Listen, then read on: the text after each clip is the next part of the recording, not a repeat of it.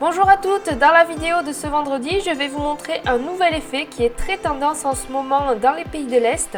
Donc ça se réalise avec du gel, ici j'ai fait avec du vernis.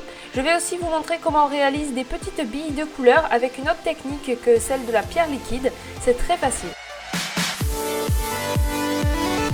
La première étape est de dégraisser les ongles avec de l'alcool pour que le vernis semi-permanent tienne. Donc ensuite j'ai pris mon top coat semi-permanent, c'est toujours le même, celui de chez EF.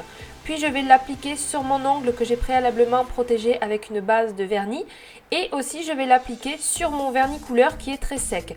Si vous êtes professionnel, vous allez alors appliquer simplement votre couche de vernis semi-permanent couleur ou gel couleur, il n'y a pas besoin d'appliquer le top coat. Je catalyse sous la lampe et ensuite je redégraisse à l'alcool puisque vous allez voir que ça a une couche un petit peu collante si vous ne connaissez pas. Ensuite, je vais appliquer mon vernis chrome sur toute la surface. Je vais prendre du gel transparent de viscosité moyenne et je vais simplement faire quelques petits points avec mon dotting tool. Donc il ne faut pas prendre un gel qui coule trop, sinon les billes vont se toucher au bout d'un moment. Il ne faut pas prendre un gel trop épais, sinon ça ne fait pas très bien les petits dômes. Je catalyse sous la lampe, j'utilise du dissolvant ensuite sans acétone pour ne pas abîmer le vernis semi-permanent et j'efface simplement le vernis qu'il y a autour et vous avez donc des petites billes qui apparaissent. C'est vraiment une technique marrante à faire, c'est très rapide, ça marche avec tous les vernis, vous pouvez utiliser des paillettes, des métallisés, ça fait vraiment super joli.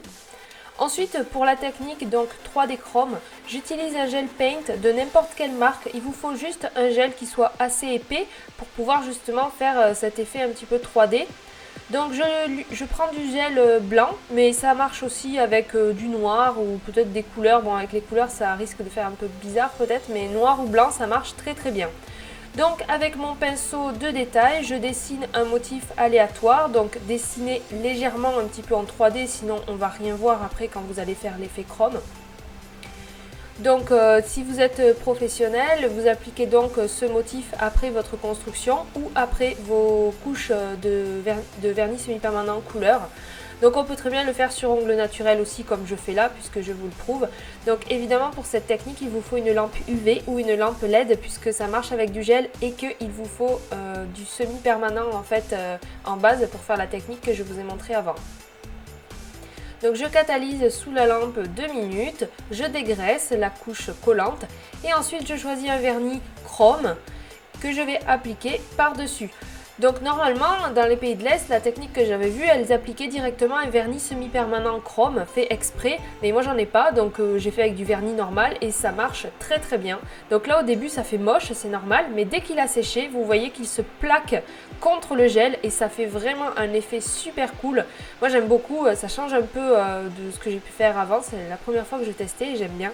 Donc j'applique mon petit strass et ensuite je ne mets pas de top coat, je laisse comme ça, parce que le top coat risque de recouvrir le motif et donc que ça soit plus en 3D.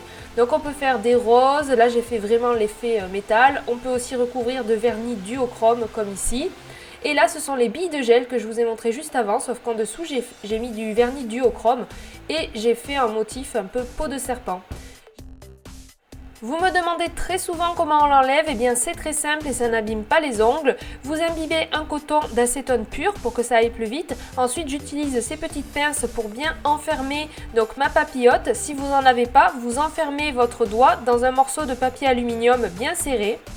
Et donc je fais ça pour tous les doigts, il faut vraiment que ça soit bien imbibé. Vous pouvez aussi mettre un petit peu d'huile pour pas assécher la peau. J'attends environ 4-5 minutes selon l'épaisseur du motif. Je retire le coton et il y a donc tout qui part. Donc voilà, j'espère que ce tutoriel vous a plu et que vous allez réessayer chez vous. Et moi je vous donne rendez-vous vendredi prochain. À bientôt!